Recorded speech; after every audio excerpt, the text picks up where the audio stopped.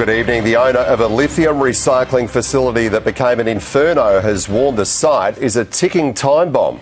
The Maddington yard has still not been made safe almost 3 months after the fire that destroyed it. As Rachel Tasker reports, the business owner says the government needs to step in. This was WA's worst lithium ion fire. It burned for 5 hours, fuelled by 80 tonnes of batteries. Toxic smoke smothering our southern suburbs. It's been nearly 3 months since the Maddington recycling facility exploded into a fireball. Lion Energy has been cleaning up ever since. But today workers walked away, leaving the site a ticking time bomb. With these batteries, they've got a tendency of self-combusting. It could be just as bad, if not worse, as the original, as there's more batteries remaining than there was burnt in the first fire. Another fire ignited 3 weeks ago, sending toxic fumes into the air. That's not only dangerous to health, actually so severe that can kill people. The problem is, with no income, the owner Justin Manton claims he can no longer afford the clean-up. He wants the government to step in. The WA government, the agencies have stood by and watched us do it.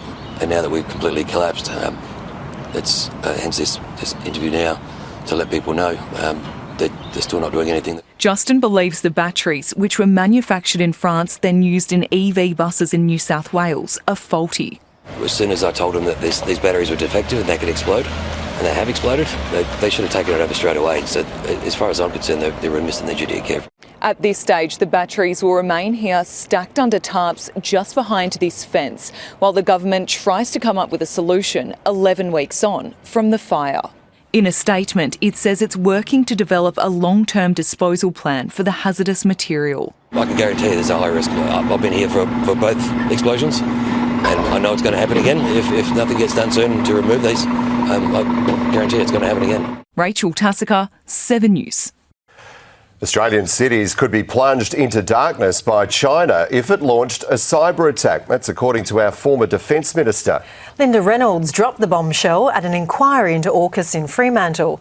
It comes just weeks after our spy agency warned government officials not to discuss secrets in Chinese-built cars.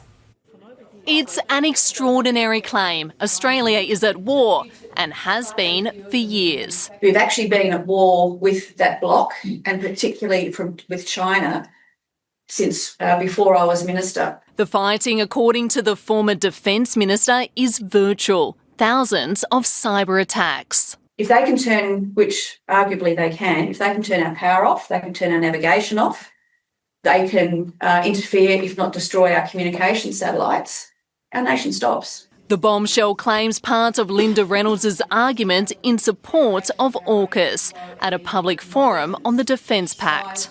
We do need to, not to frighten Australians, but to be frank with them and have these discussions about how much we are willing to spend and on what in terms of our nation's defence.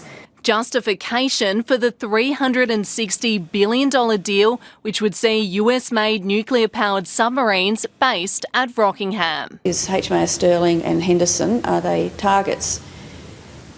Yes, they are, but they have been since the day the base was built. But are they bigger targets now with AUKUS? Yes. The anti-AUKUS case taken up by another former Liberal.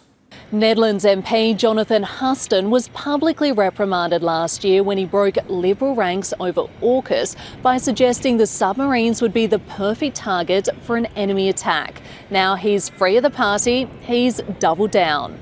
This his chosen first public appearance days after dumping the state Liberal Party. We are building the most expensive, second-hand, fish-in-a-barrel, provocative, open-air target in Australian history. Provocative arguments at a Fremantle panel unlikely to have any impact. Current Labor and Liberal MPs ignoring their invites as the defence deal has bipartisan support. Lucy Murray, 7 News.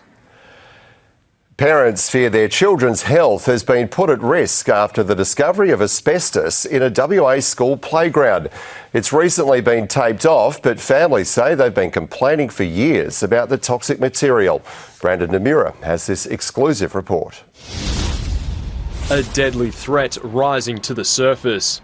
Chunks of asbestos dug up by children in a primary school sandpit. The stuff I've seen in the past can vary from kind of 10 to 15 centimetres right down to small pieces. Parents at Hyden Primary School have had enough. Over the last 3 years, there's been a lot of complaints. Blew my mind, really. I cannot believe that this has been let go on for so long. The school only has 60 students, but parents say a 1970s decision to demolish a toilet block and bury the asbestos is leaving every one of them exposed to potentially lifelong harm. It's just not acceptable that our kids could be getting exposed to something that can be so dire to their health. Temporary tape is all the school can do. Parents say the Department of Education is dragging its heels. They just don't do anything or do very little. Gardeners won't garden in that area because it's being found more often. The Hyden Primary School sits 333 kilometres from the halls of power,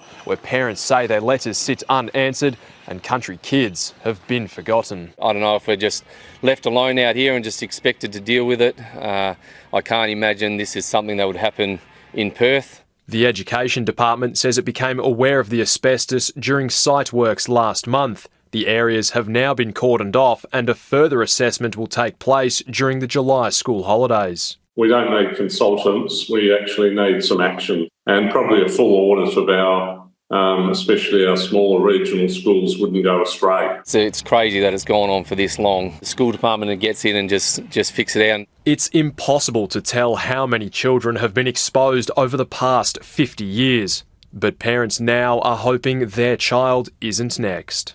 In Hyden, Brandon Demura, 7 News.